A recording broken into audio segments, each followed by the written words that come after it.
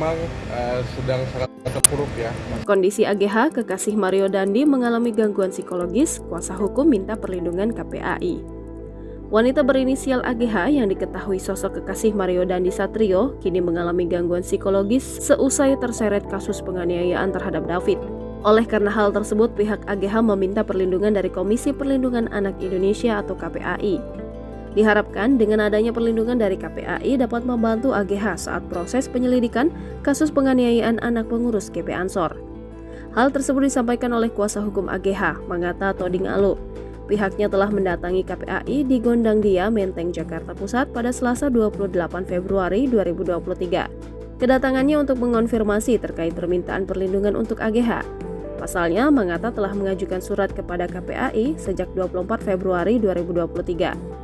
Manggata berharap KPAI bisa melindungi saksi, dikarenakan kondisi psikologis AGH terus mengalami penurunan akibat pemberitaan hingga hujatan di media sosial. Merupakan tindak lanjut dari surat kami tanggal 24 kemarin untuk meminta pengawasan dan perlindungan kepada saksi anak AG ini.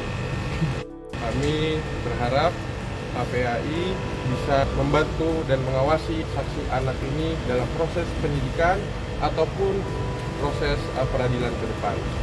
Dan yang kedua, kami meminta kepada masyarakat untuk dapat memberikan kesempatan kepada saksi anak AG ini untuk diberikan ruang dan posisi yang sama untuk kami mengungkapkan fakta yang ada menurut BAP yang sudah diperiksa dan bukti yang ada.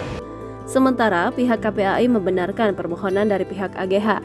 Hal tersebut disampaikan oleh Komisioner Subkomisi Pengaduan KPAI, Dian Sasmita.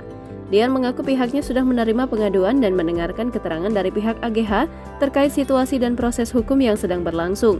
Meski begitu, hingga saat ini, AGH masih berstatus sebagai saksi. Diketahui sebelumnya, AGH merupakan kekasih Mario Dandi Satrio dan mantan pacar David. AGH disebut-sebut menjadi sosok pemicu kemarahan Mario hingga melakukan penganiayaan terhadap anak pengurus GP Ansor.